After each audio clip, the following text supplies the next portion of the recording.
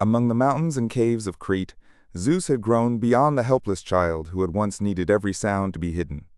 The wind still moved through the rocks, and the memories of his secret childhood still surrounded him. But now the name Zeus carried a danger he could begin to understand. It was the name of a son, and also the name of the future Cronus feared most. The enemy before him was not a monster from outside the family. It was Cronus, the Titan king, his own father. In Greek myth, the struggle between father and son is never only a quarrel between generations. It asks what power has swallowed in order to protect itself, and how the swallowed things return. Cronus' palace may still have looked strong from the outside. The throne stood, orders were given. The world of the Titans could still appear ancient and settled. Yet deep inside that order was a strange emptiness. Cronus had swallowed his own children, and his victory rested on a silence where living voices should have been.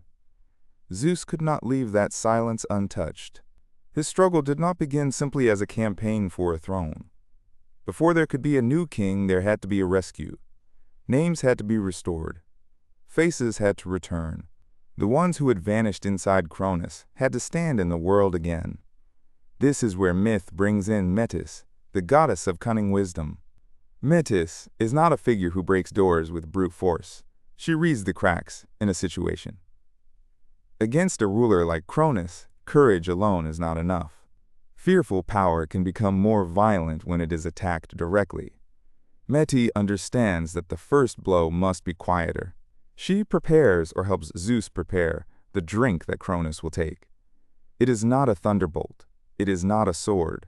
It is a hidden instrument of reversal, a drug that will make Cronus release what he has tried to keep buried inside himself. Zeus approaches his father.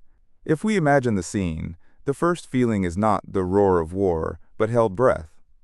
Everything depends on a moment of trust, disguise, or delayed recognition. Cronus may not know who truly stands before him. He may see only a younger divine figure, a cup, a gesture, a harmless offering. When Cronus drinks, hidden time begins to move. He believed he had erased his children, but he had only trapped them. What fear swallows does not always die.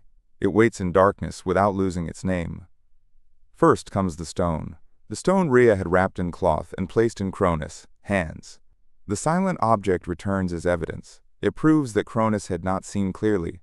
It proves that fear can make power careless. The stone had said nothing when it was swallowed, but now it speaks by coming back. Then the children return. Hestia, Demeter, Hera, Hades, and Poseidon come out of the darkness that had held them. These are not only names in a family list. The hearth, the grain, marriage, and queenly order, the deep world below, and the moving sea all begin to re-enter the story at once. Their return is not only joyful.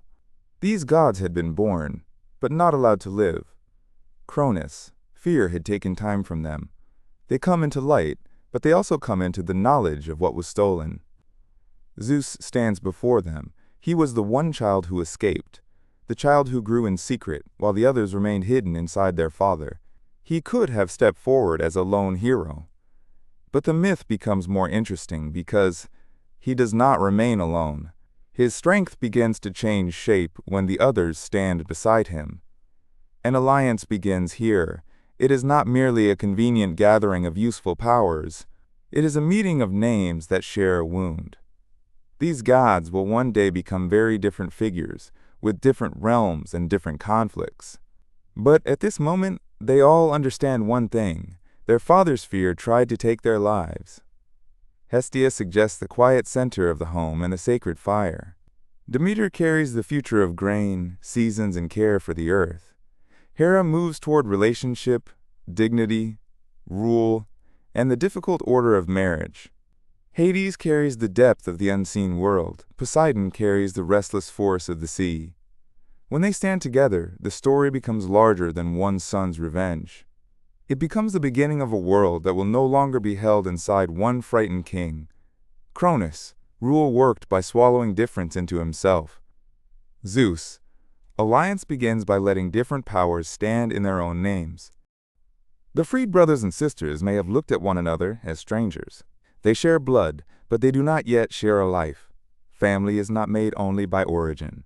It needs time, memory, argument, trust, and repeated recognition. These gods have to begin learning one another after the damage has already happened. For Zeus, the rescue is not a light victory. He has gained family, but he has also gained responsibility. Cronus is not yet defeated. The Titans have not disappeared. The old order still has strength. Yet something decisive has changed. Zeus is no longer the hidden child alone in Crete. He now has voices beside him. Hestia, Demeter, Hera, Hades, and Poseidon are not decorations around his story. They are the first real answer to Cronus, silence. Their presence turns survival into alliance. The throne of Cronus may still stand, but it cannot mean the same thing after this. A throne can survive the first crack and still look solid. But when the truth it has hidden comes into the open, the center of power begins to move. The palace may not fall at once. Its certainty has already been wounded. This is why the alliance matters before the war begins. Later stories will speak of the Titanomachy, the great war between Titans and Olympians. But before armies and thunder, before the open clash of divine generations, there is this quieter beginning, the return of the swallowed, and the gathering of those who remember. Zeus, act of freeing his siblings, should therefore be remembered before the thunderbolt. Before he shakes the sky, he calls the swallowed names back into the world. Before he becomes king, he becomes the one who makes it possible for others to stand. In this moment, the change is clear. Cronus stands for a power that devours what it fears. Zeus, alliance, stands for a different motion. What was swallowed comes out, what was isolated stands together, and what had no voice begins to speak. The world has not yet been remade, the war has not yet begun, the throne has not yet fallen, but the center has shifted. From a king who swallows alone, toward gods who stand together. From a silence made by fear, toward a difficult, wounded, living alliance. Greek myth marks that movement carefully. When hidden names are spoken again, old power can no longer pretend to be whole. When the swallowed return, the future is no longer trapped inside the body of the king. It has faces, voices, and companions. Zeus began in a cave, protected by others. Now he begins to protect others by bringing them out. That is the bridge between the hidden child and the coming storm. The age of Cronus is not over yet, but it has lost the silence that made it look complete. The next struggle will be louder. Titans and Olympians will move toward war, but the deeper change has already started. The future is no longer only Zeus breathing in secret. It is a group of freed gods learning to stand together under the first light of a different order.